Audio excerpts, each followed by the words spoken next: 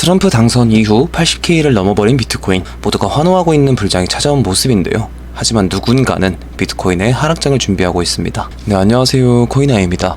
이번에 비트코인이 80K를 돌파를 했죠. 현재는 지속적으로 고점을 갱신을 하고 있기 때문에 많은 분들이 비트코인의 고점은 어딜지 궁금해 하실 거예요. 100K를 외치시는 분들도 있을 거고 200K를 외치시는 분들도 있을 거고, 지난 관점을 짧게 복기를 해보면 올해 3월부터 10월까지 비트코인은 이 확장형 패턴 내에서 지속적으로 횡보를 하고 있다라고 말씀을 드렸죠.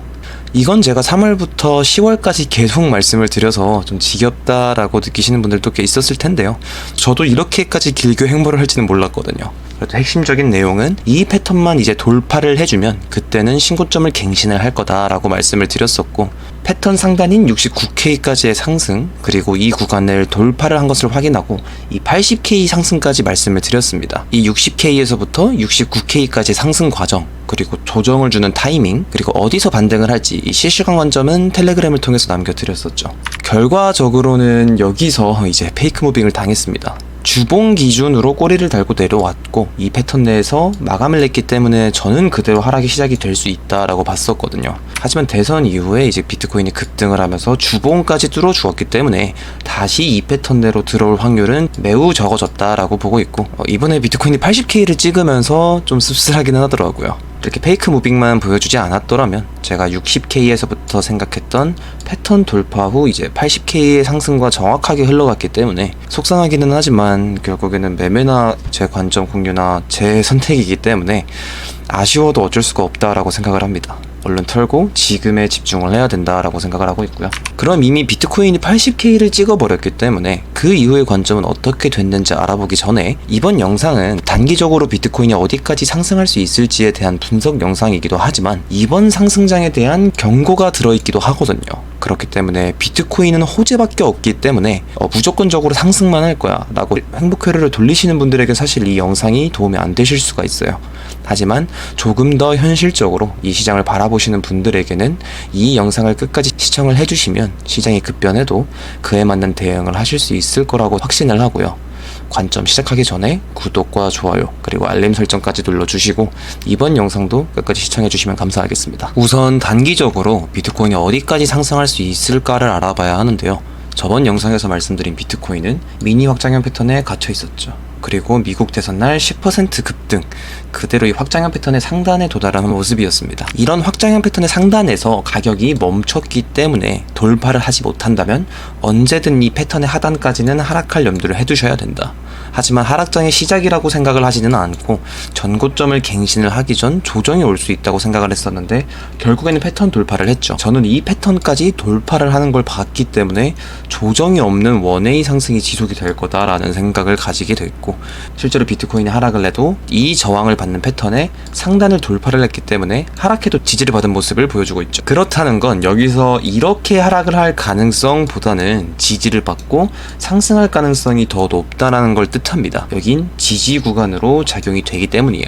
그럼 현재 비트코인은 전고점을 돌파를 하고 계속해서 신고점을 갱신을 하고 있는데 저항 구간이 존재하지 않는 건 아니냐, 어디가 고점일지 예측을 못하는 것이 아니냐라고 물어보실 수가 있죠.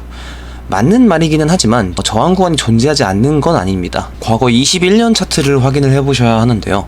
21년 고점인 65K와 68K, 그리고 비트코인의 하락장의 시작, 여기서 두 개의 고점이 발생을 했기 때문에 이렇게 추세선이 발생을 하게 됩니다. 결국 두 개의 고점을 이은 추세선이기 때문에 이 선에서는 저항을 받습니다. 무슨 21년 차트를 가져와서 여기서 저항을 받는다고 하는 거냐라고 하시는 분들도 계실 거예요. 옛날 차트에서 발생한 추세선에서도 저항을 받습니다. 그 근거로 보면 여기서 헤드앤숄더 패턴이 발생을 하고 하락장이 왔죠. 이 넥라인을 쭉 이어보면 24년도 3월을 고점이 찍힌 게 이 넥라인의 저항을 맞고 찍혔습니다. 계속 아래 구간에서 횡보를 하다가 다시 상승장이 와 고점이 찍힌 구간은 예전에 이탈했던 하락 추세선의 저항을 맞고 하락을 했다.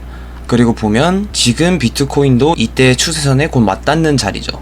이 구간이 이제 86K쯤이 될 텐데 중요한 건 볼린저 밴드도 같이 봐야 됩니다. 월봉 볼린저 밴드를 한번 찢고 다시 올라와서 밴드 상단에 도달, 그리고 이 밴드를 찢지 못하고 하락의 시작. 제가 볼린저 밴드를 사용을 할 땐 이렇게 더블탑 패턴을 사용하라고 말씀을 계속 드리잖아요. 쉽게 말씀을 드리면 두 개의 고점이 찍혔는데 이 고점이 밴드를 찍고 나서 하락을 하고 다시 밴드의 상단에 도달을 하러 갈 때 이 밴드를 못 찢으면 추세가 전환이 된다라는 뜻이에요.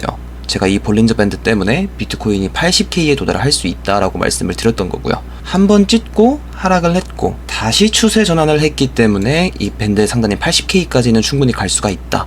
다만 중요한 건 한번 찢은 상태에서 비트코인은 이 밴드의 상단을 찢을 가능성이 적습니다. 그렇기에 저는 이 구간을 비트코인의 고점이라고 생각을 하고 있는 거고요. 그 근거로 아까 그렸던 저항선이 있죠. 맨 처음 비트코인이 저항을 맞고 하락을 했던 그 선이 맞닿는 곳이 월봉 볼린저 밴드의 상단이라는 겁니다. 그럼 볼린저 밴드의 저항도 맞고 추세선의 저항도 맞고, 그리고 월봉 RSI를 보면은 한번 고점을 갱신을 했을 때 하락 다이버전스가 발생을 했죠. 그리고 지금도 고점을 갱신을 하고 있는데 월봉 RSI는 하락 다이버전스예요. 상황이 똑같죠. 볼린저 밴드의 상단 그리고 하락 다이버전스, 여기도 볼린저 밴드의 상단 그리고 하락 다이버전스. 물론 지금 당장 하락을 한다는 뜻은 아니에요. 비트코인이 6K 정도의 상승폭이 충분히 존재합니다. 그래서 이번 달은 계속 상승할 거라고 생각을 해요. 그리고 월봉이 마감이 돼야겠죠. 그래서 하락이 시작되는 기간을 저는 다음 달 정도로 생각을 하고 있는데, 결국 말씀을 드리고 싶은 건 이 구간에 도달을 했을 때는 조심을 해야 된다라는 얘기죠. 행복 회를 돌리는 건 이 구간을 모두 돌파를 하고 100K 이상 올라갔을 때는 저항 구간이 아예 없기 때문에 행복 회를 돌리는 게 맞지만, 지금은 저항 구간이 남아있고 이 구간이 고점이 될 가능성이 높기 때문에 조심을 해야 하는 게 맞습니다. 그래서 제가 롱 포지션을 안 들고 가는 이유이기도 하고요. 저도 비트코인이 계속 오르기만 해서 롱 포지션만 계속 들고 가고 여러분도 계속 돈을 버는 그런 장이 왔으면 좋겠죠. 저도 생각 없이 롱만 치면 될 거고요.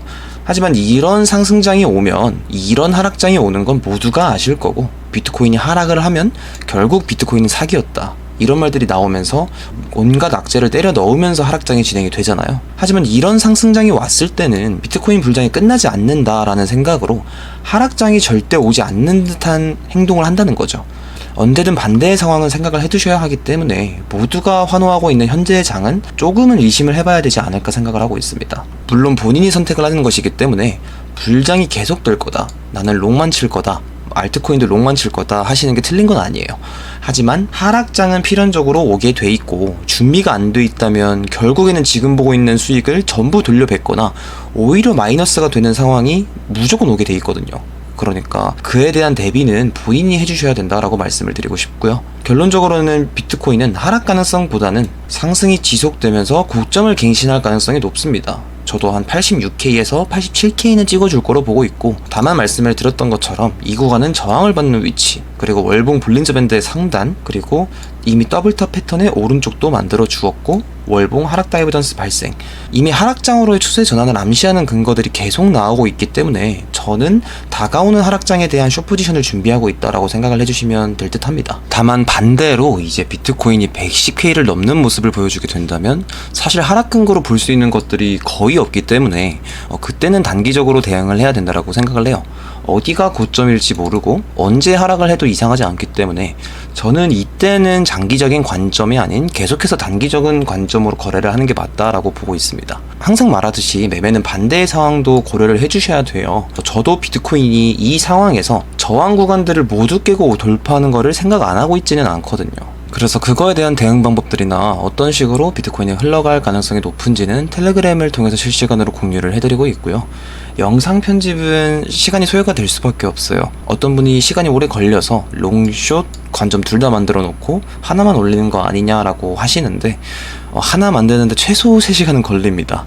제가 편집을 잘하는 건 아니기 때문에. 그래서 두 개를 동시에 만들 힘은 없다고 보시면 되고, 실시간 관점은 텔레그램을 통해서 빠르게 공유가 되고 있기 때문에 댓글과 더보기란에 있는 텔레그램 방에 입장을 하셔서 제 관점이 어떻게 진행되고 있는지 확인을 해주시면 감사하겠습니다. 긴 영상 시청해주셔서 감사드리고요. 지금까지 코인아이였습니다.